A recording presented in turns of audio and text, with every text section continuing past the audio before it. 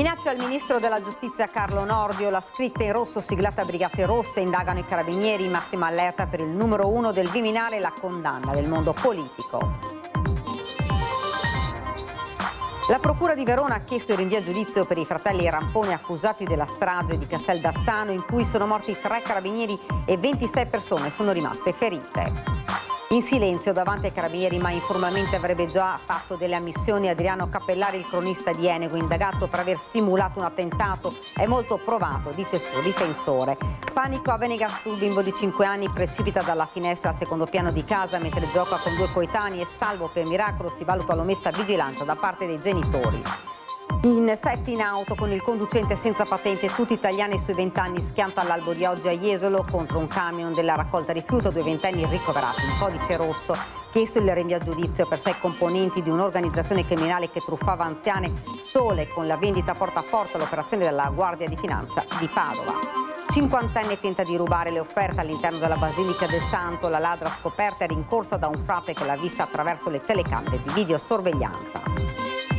Confermata anche per domani in Veneto l'allerta gialla per le altre temperature, siccità in Bassa Padovana e Polesine, ipotesi del razionamento idrico per la popolazione. Buonasera, ben ritrovato, edizione regionale dei nostri notiziari. Dunque l'avete sentito, minacce al ministro della giustizia Carlo Nordio, la scritta in rosso siglata, Brigate Rosse indagano i carabinieri, in massima allerta per il guardasigilli e la condanna del mondo politico. Nordio, ti metto dentro, una R4 siglata Brigate Rosse. Le minacce rivolte al ministro della giustizia Carlo Nordio, rinvenute in via Portuense a Roma, hanno messo in allerta la scorta del capo del Dicastero. La scritta, accompagnata da una stella a 5 punte e dalla sigla BR, richiama la Renault 4 rossa nella quale il 9 maggio del 78 fu ritrovato il corpo di Aldo Moro ucciso dalle Brigate Rosse. A notare la scritta alcuni residenti della zona che hanno subito allertato le forze dell'ordine. Immediate le indagini dei carabinieri che stanno visionando le immagini delle telecamere di sicurezza.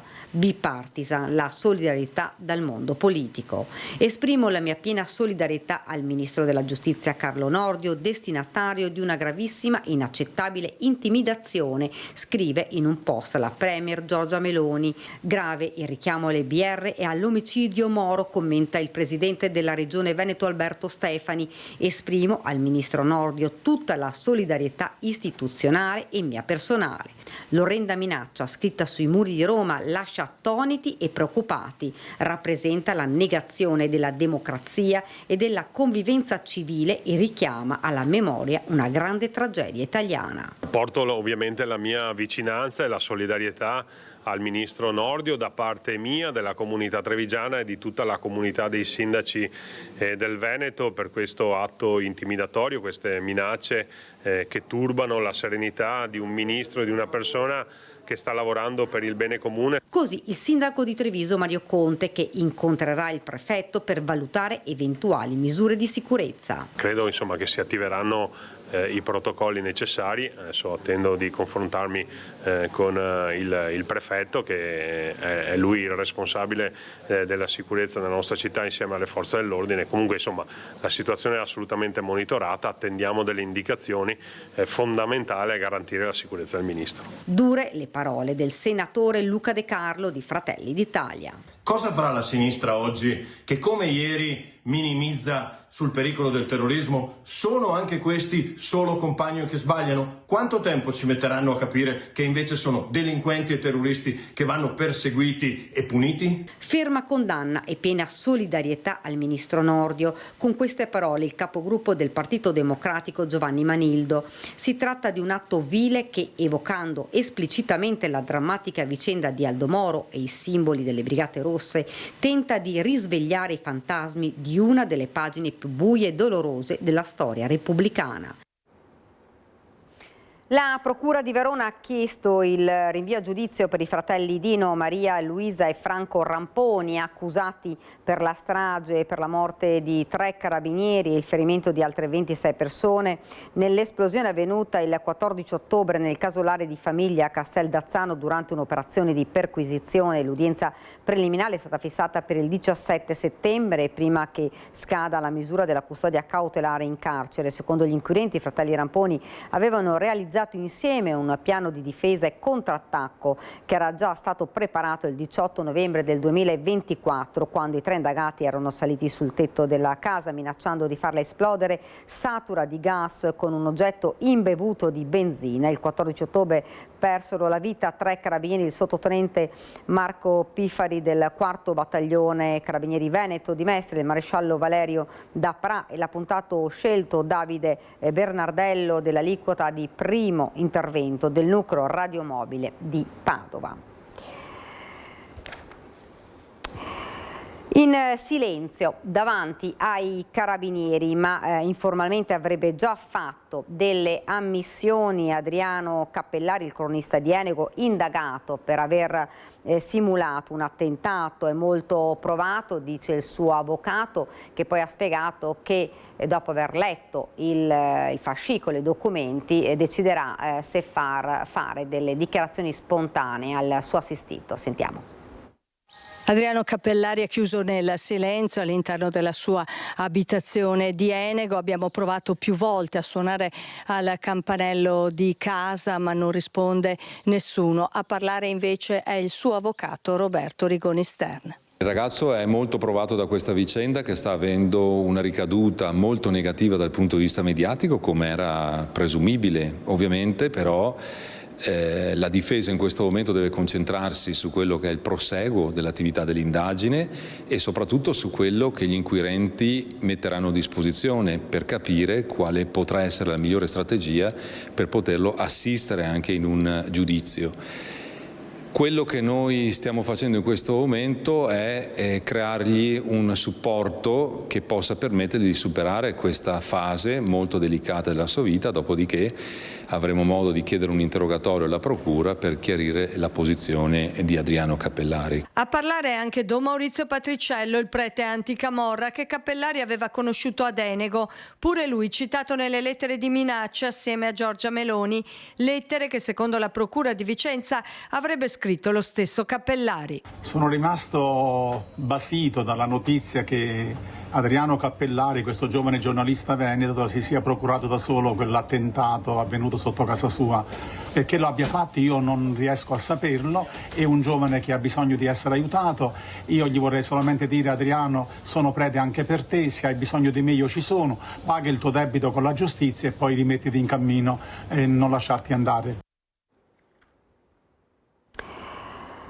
Incendio su binari a Verona, treni deviati e cancellati, rogo appiccato da ignoti. La circolazione ferroviaria è stata bloccata alle 4:10 sulla linea Milano-Venezia tra le stazioni di Verona Porta Nuova e Verona Porta Vescovo. Immediato l'intervento dei tecnici di RFI assieme ai vigili del fuoco. Trenitalia ha disposto la deviazione e la cancellazione di alcuni treni dell'alta velocità con rallentamenti fino a 120 minuti. Anche alcuni treni regionali hanno subito modifiche al percorso con deviazioni fra Via Nogara, Monselice e Isola della Scala. Per limitare i disagi ai viaggiatori è stato inoltre attivato un servizio sostitutivo con corse autobus e circolazione che è rimasta rallentata per l'intero pomeriggio. Mezzogiorno di panico a Venegazzu di Volpago del Montello, dove un bimbo di nemmeno 6 anni è precipitato dalla finestra al secondo piano di casa. Stava giocando con 2 coetanei, il piccolo è ferito ma salvo per miracolo. Scatta l'indagine, si valuta l'omessa vigilanza da parte dei genitori. Noi eravamo dentro in casa e si è sentito urla, grida e poi sono arrivate l'ambulanza, l'automedica, i carabinieri e dopo circa 20 minuti l'elicottero. È un mezzogiorno di panico e mobilitazione a Venegazzù, frazione di Volpago del Montello, dove un bimbo di 5 anni e mezzo è caduto da questa finestra al secondo piano, un volo di diversi metri finito a terra nel cortile di casa, a ridosso di una corte comune condivisa con un manipolo di altre abitazioni. Inizialmente, vista la presenza anche dell'inferriata, si teme il peggio. Una vicina, visibilmente scossa, racconta di essersi allertata dopo aver sentito un tonfo. E il bambino l'aveva in braccio il papà. In casa, al piano terra, in salotto, oltre al padre c'è anche la mamma. Sono i primi a chiamare i soccorsi, che immediatamente arrivano sul posto, subito seguiti dai carabinieri. Sono minuti concitatissimi. Eravamo tutti molto turbati, anche perché c'era gente in strada, non si riusciva a passare. È stato abbastanza brutto come momento. Da una prima ricostruzione sembra che il piccolo stesse giocando al secondo piano con altri 2 coetanei quando si è sporto pericolosamente dalla finestra, precipitando al suolo. Vista la dinamica, i carabinieri stanno indagando. Si deve capire se vi sia stata un'omessa vigilanza da parte dei genitori, quasi un approfondimento d'ufficio per non lasciare nulla di intentato, perché se una cosa è certa è che poteva andare molto peggio. È stato fortunato, sì, miracolo, sì. In 7 in auto con l'autista senza patente, tutti italiani sui 20 anni, schianto all'alba di oggi a Jesolo, 2 ventenni gravissimi ricoverati in codice rosso.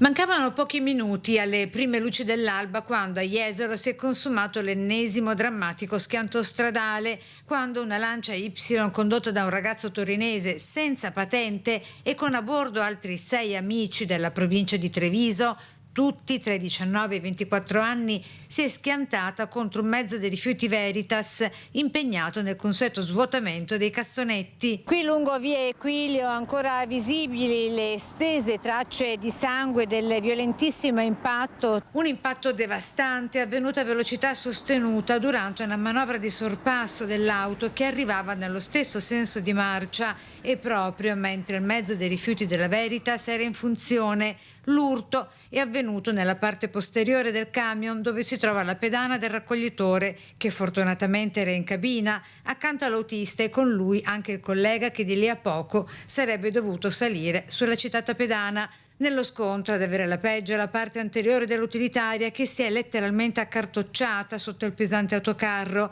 trasformando l'abitacolo in una trappola di lamiere per i giovani occupanti. Sul posto, dopo i primi soccorsi prestati ai ragazzi dagli stessi operatori ecologici, accorsi immediatamente i vigili del fuoco del distaccamento locale, muniti di cesoie e di varicatori idraulici, hanno lavorato a lungo per estrarre 2 dei ragazzi rimasti incastrati. I sanitari del 118, giunti con diverse ambulanze, e pure l'automedica, hanno prestato le prime cure sul posto prima di trasferire i 2 feriti più gravi in ospedale, dove si trovano tuttora ricoverati in codice rosso con prognosi riservata.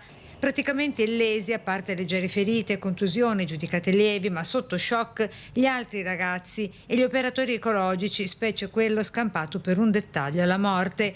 Il tutto mentre con l'arrivo dei carabinieri incaricati delle indagini, il ragazzo che era la guida senza patente si era allontanato per sfuggire ai controlli, anche se poi è stato rintracciato. Non è stato dunque possibile sottoporlo nell'immediatezza ad alcol test, ma i carabinieri lo sottoporranno al cosiddetto esame sintomatico. La tragedia sfiorata ha riacceso immediatamente la rabbia e la frustrazione dei residenti, stanchi di assistere a continui pericoli sotto le proprie finestre, dicono. Comunque qui guardi, non so se voi è da tanto che siete qua, ma corrono come veramente in un modo inverosimile proprio.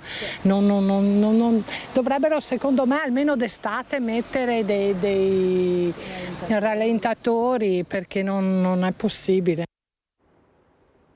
Chiesto il rinvio a giudizio per 6 componenti di un'organizzazione criminale che truffa anziane solo con la vendita porta a porta.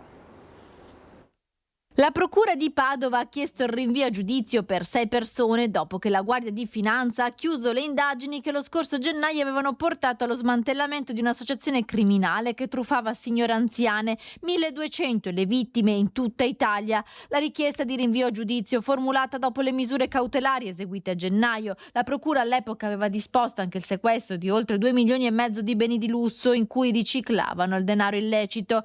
La base dell'associazione era nel Padovano, ma la banda aveva società attive anche in provincia di Treviso. Il sistema di truffa era quello della vendita porta a porta. Le vittime erano tutte donne anziane che vivevano sole, venivano raggirate e costrette a firmare contratti che poi le obbligavano ad acquistare casalinghi per svariate migliaia di euro. 177 le vittime in Veneto, soprattutto nel Vicentino, nel Trevigiano, nel Veneziano, nel Bellunese e nel Padovano. Centinaia di truffe messe a segno anche tra Udine, Trieste, Gorizia e Pordenone. L'indagine era partita da un normale controllo sul territorio. I truffatori incastrati dal loro stile di vita troppo ostentato, auto di lusso, gioielli e capi costosi, vita mondana in locali esclusivi padovani. Di giorno invece un'attività ordinaria di venditori porta a porta, redditi che non combaciavano con le loro spese folli. A gennaio una persona era finita in carcere, 2 domiciliari, 10 in totale gli indagati. A chiusura delle indagini la procura ha chiesto il rinvio a giudizio per 6 di loro. Rimaniamo nel Padovano. Una donna tenta di rubare le offerte all'interno della Basilica del Santo. La ladra è stata fermata da un frate che l'ha vista dalle telecamere e ha allertato i carabinieri. L'ha vista attraverso le telecamere di videosorveglianza della Basilica del Santo mentre stava cercando di rubare il denaro contenuto nelle cassette dell'elemosina e ha subito chiamato i carabinieri. Grazie al pronto intervento di un frate della Basilica è stato sventato un furto di offerte. La donna, cinquantenne, già nota per episodi analoghi, quando si è vista scoperta ha cercato di scappare, ma è stata fermata dalla pattuglia dei carabinieri, arrivata sul posto mentre la ladra stava varcando la porta principale della Basilica, inseguita dal frate. Dopo aver raccolto le testimonianze, i militari hanno denunciato la cinquantenne. Ed ora parliamo dell'IRPEF. Il Veneto è sempre più povero, affondano i redditi ma aumentano le tasse. L'analisi della Will Veneto.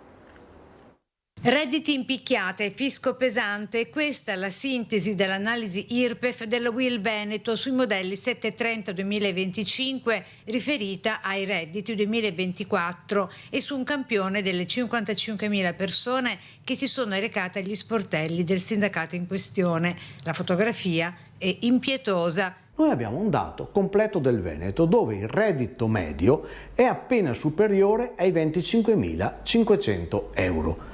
Ma rispetto all'anno precedente la sorpresa è stata che il reddito dei veneti è diminuito di 221 euro. E la tassazione ci risulta aumentata di 41 euro. L'impatto della crisi industriale e dell'inflazione, segnata da un più 1,7% in Veneto, varia profondamente da provincia a provincia.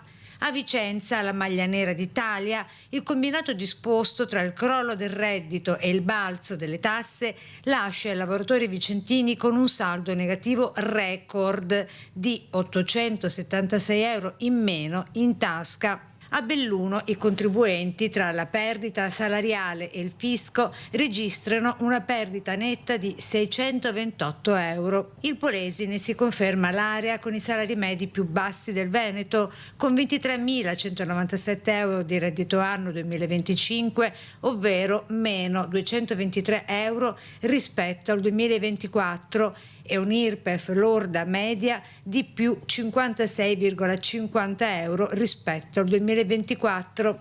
I lavoratori padovani invece vedono svanire in media 123 euro del proprio bilancio annuale. Venezia, con un saldo totale di meno 40 euro, è il capoluogo a forte trazione turistica e di servizi che da una parte limita i danni sul fronte dei redditi, ma dall'altra subisce il peso delle dinamiche fiscali.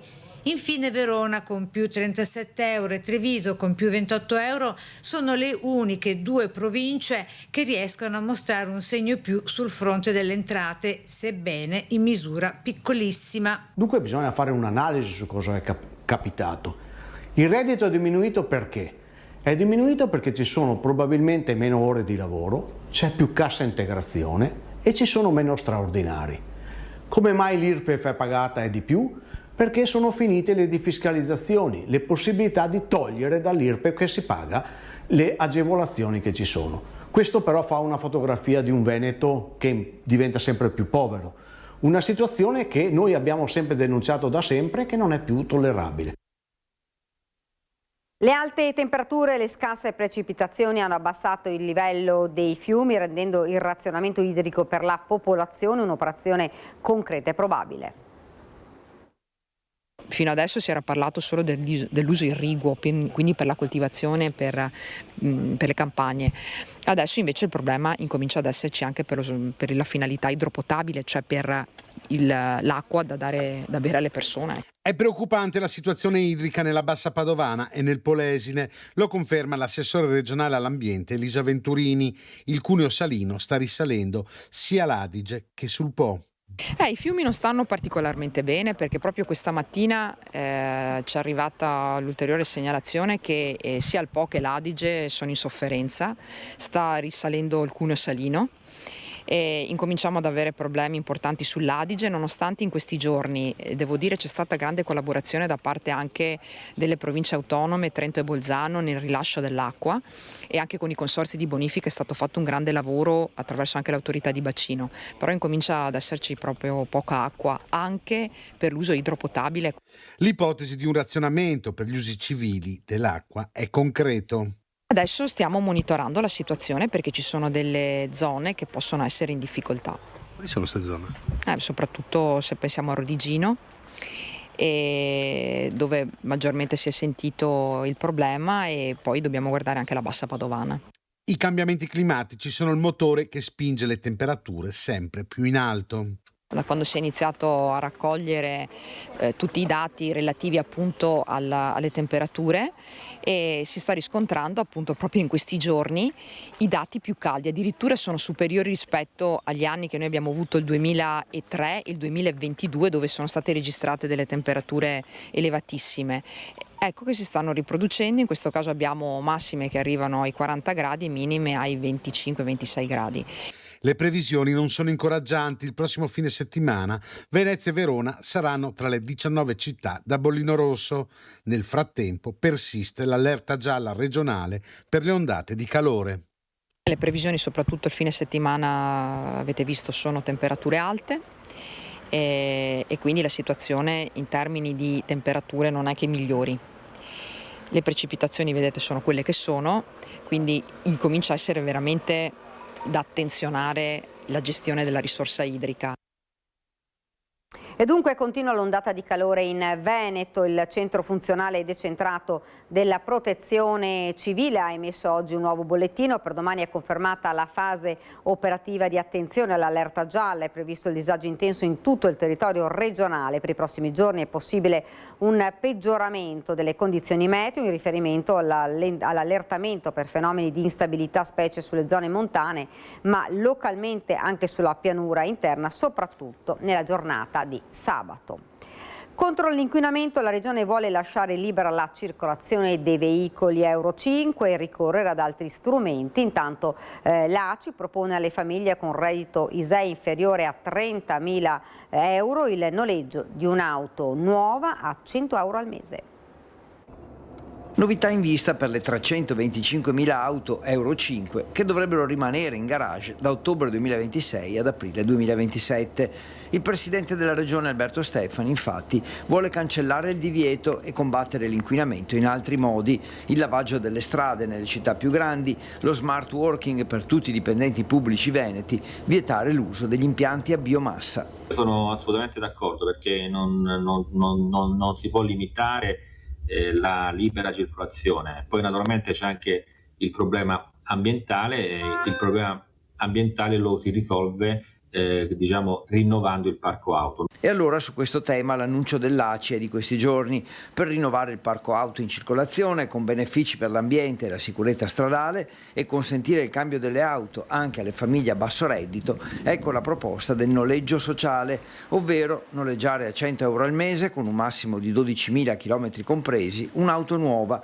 Le auto costano molto, ma poi ci lamentiamo perché ci sono ancora Euro 3 e 4 che circolano. Dobbiamo mettere nelle condizioni chi vuole, o chi può cambiare l'auto anche per motivi di sicurezza e ambientali, dobbiamo metterli nelle condizioni di poterlo fare. E quindi questa proposta, che poi andremo a definire e ad ufficializzare probabilmente dopo l'estate, questa proposta del noleggio sociale è una proposta molto interessante di ACI, perché crea un'alternativa al rinnovamento del parco auto, all'acquisto di una nuova auto. Il noleggio sociale sarà attivo fino al 30 giugno 2030, è riservato a chi ha un ISEE inferiore a 30.000 euro, è obbligatoria la rottamazione di un veicolo a Euro 4. Se le auto non vengono rinnovate, probabilmente è perché uno non può permetterselo. Domenica pomeriggio gli era stata rubata la carrozzina nell'androne della sua abitazione a Padova, tanto da lanciare via social un appello per la sua restituzione, vista l'importanza e il valore di quella carrozzina. Ora Jacopo Lolli, padovano, ha ricevuto un dono inaspettato. La carrozzina, che era di Alex Zanardi, l'ex pilota e campione paralimpico di 90 padovana, morto lo scorso 1° maggio. La famiglia Zanardi ha deciso di donarla al giovane rimasto senza quello che era il suo strumento di mobilità e autonomia. Un gesto concreto che commuove, che rispecchia l'impegno di Alex e del progetto portato avanti da lui in tema di disabilità.